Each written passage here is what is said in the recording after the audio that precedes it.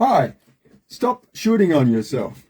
We choose our words carefully when we want them to have the best impact on another person. So in the same way, it's a really good idea to choose our words carefully when we're talking to ourselves.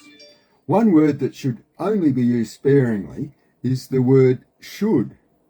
If we tell ourselves that we should do something or that something should happen, we're giving control of our lives to something outside of ourselves, and that's not helpful.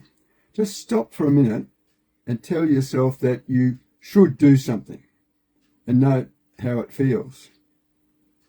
Then tell yourself that you plan to do something and compare how that feels. You might notice that when you use the word should, you're surrendering control of your life to something sort of outside of yourself, whereas the alternatives give you control of your life within yourself. The should can make us feel that we're doing something out of an obligation, and that can feel burdensome. Or it can trigger feelings of shame or guilt, or of not measuring up and not doing so well, which of course is disempowering.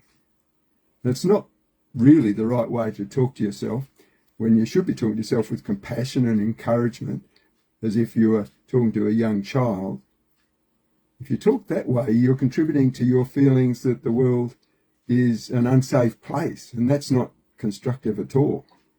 Now, sometimes people use the word should to spur themselves on, to get on with something. And so that can help in the short term, but later on, it can tend to magnify your feelings of anxiety or depression. So if it's really important that something gets done, try using words like I plan to, or I choose to, or I intend to, or it's important to me that. There's a whole range of things that you can use other than the word should.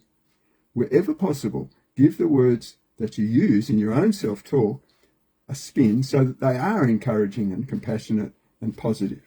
And this will give you much more bang for your buck in terms of how you feel about yourself and how you feel about the world that you live in.